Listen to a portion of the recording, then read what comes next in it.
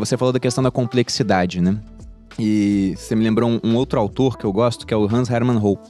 E o Hoppe, ele falou o seguinte, que quando você tem, por exemplo, uma conversa, a gente tá conversando num bar aqui, sobre física quântica. Se chega um físico quântico aqui, a conversa acaba. Porque ninguém vai saber mais do que o físico quântico, né? Afinal, ele é especialista naquilo, vai falar, tô falando um monte de besteira, aí a opinião é essa e acabou. Agora, se chega aqui, a gente tá falando sobre economia, sobre empreendedorismo, um cara que ele tem doutorado em economia, o cara é bilionário, sei lá, tem títulos e também tem realizações práticas, ele começa a falar sobre economia, todos nós aqui ainda poderíamos ter uma visão diferente dele e retrucar o que ele tá falando. Embora, teoricamente, ele saiba muito mais do que a gente. E o pessoal fala, isso é um absurdo, né? Segundo o Hoppe, não. Porque ele fala, a física quântica, apesar de ser complexa, é muito menos complexa do que sistemas humanos. Fato. Imagina uma organização com 100 pessoas, cada um com um tipo de cabeça tomando decisões diferentes. Então, olha a complexidade disso. O que vocês podem aconselhar para quem é empreendedor, está assistindo a gente aqui, viu essas importâncias de contratar, de demitir, ferramentas de gestão, mas como é que você pode falar para eles, o que você tem que fazer nesse papel dessa estrutura complexa para melhorar o seu negócio, para que você possa alcançar novos horizontes? Bruno, complexidade mata a execução. Então, simplifica que o seu time aplica. Define 3 a 7 prioridades para o ano. É claro que quando a gente recomenda coisas para empresas, é muito contextual, depende do tamanho do business, o modelo, enfim. Você chama de, por exemplo, colocar 3 a 7 metas? 3 a 7 metas, ou iniciativas, ou projeto-chave. É claro que se você tem uma big company e você tem um time de projetos, eu acho que assim, a quantidade de iniciativas tem que ter uma aderência com a sua capacidade de execução. Muito empresário me pergunta, Marcos, vou abrir um outro negócio, ou o meu negócio tradicional consolidou, vou começar a investir em startups, posso ou não posso? O ponto é o seguinte, você está equilibrando um prato aqui, esse prato está bem equilibrado, né? Você tem uma estrutura que vai conseguir rodar esse prato e aí você desviar ali uma parte do seu tempo para outras iniciativas. Foco não é fazer uma coisa só, foco é conceber uma estratégia, que dentro dessa estratégia existe um determinado tamanho de capacidade de execução e ter uma quantidade de iniciativas nessa estratégia que casa com essa capacidade de execução, né? Então, o empreendedor tem que ter foco. Nesse momento agora, foque no que você controla.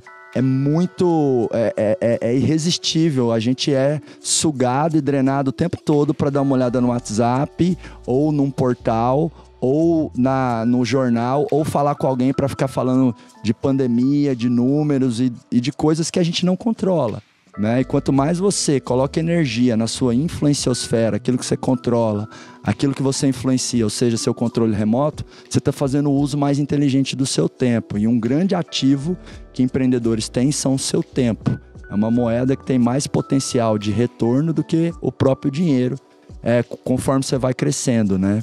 Então, foca no que você controla, entenda a sua capacidade de execução, manda ver nas suas iniciativas, cara, e continua. Muitas vezes empreender não é sobre quantos socos a gente consegue dar, é quantos socos a gente toma, porrada, né? Mas saiba que você está fazendo uma coisa bonita. Parabéns para todo e qualquer empreendedor que está ouvindo aqui a gente, porque a gente gera emprego, renda, oportunidades e a gente ainda põe uma grana no bolso, né? Então isso é bênção de Deus, isso é muito top. Do meu lado aqui, sobre complexidade, eu quero explorar esse negócio de vias de acesso que a gente está fazendo aqui para poder ensinar de uma forma simples que o ouvinte consiga aplicar, tá? Então, eu quero que vocês peguem o time de vocês e dividam em times de no máximo 6 pessoas, tá? No máximo 6 pessoas, esse grupo de 6 vai definir quem que vai ser o líder comunitário desses 6. Então, esse líder comunitário, vamos colocar call center, que é mais fácil o pessoal entender. Tem 6 pessoas no call center. Só que essas 6 pessoas vão escolher quem que vai ser a representante deles em um período. Eu faria uma eleição por ano, que é mais fácil, tá? Então, anualmente, a gente vai escolher quem que é o representante ali daquele grupo ali de 6. E aí, a cada 6 grupos, ou seja, a cada 6 representantes, eu vou ter um líder desses representantes. Então, esse líder vai cuidar de 36 pessoas embaixo dele, mas, na verdade, ele vai estar falando com 6 pessoas. E assim sucessivamente. Eu tô fazendo quase que um Ponzi scheme aqui, né? Eu tô diminuindo a complexidade, diminuindo as vias de acesso que deverão ser tratadas. E aí essas pessoas que estão ali, que fazem parte desse grupo, elas participam de o quê? De uma reunião semanal, que a gente chama de one-on-ones, né? Então, uma reunião privada semanal entre o líder e o liderado, onde o liderado, que é o representante daquele grupo, vai levar as demandas do grupo e vai falar das suas dificuldades, e o líder vai receber essas demandas e tentar quebrar essas objeções, essas dificuldades. E aí vem uma grande lição que eu tenho sobre liderança que eu aprendi. Eu, por muito tempo, galera, eu achava que ser líder era ter todas as respostas, né? Eu falei, eu tenho que ser o cara que tem as respostas quando meu time me busca. E muitas vezes eu me enganava achando que eu tinha as respostas. Então eu achava que eu tinha aquela solução, falava, eu tenho a resposta pra isso, vai por esse caminho, não sei o que lá. E eu maquiava a noiva de forma que as pessoas confiavam e o negócio dava errado. Aí depois, muitas vezes, eu tava criticando as pessoas que estavam na execução. E eu falei, não, na verdade, é porque eu dei a solução errada, porque eu não tinha solução pra esse problema e ninguém teria, a gente tem que descobrir. E ser líder não é ter todas as respostas, é fazer as perguntas certas.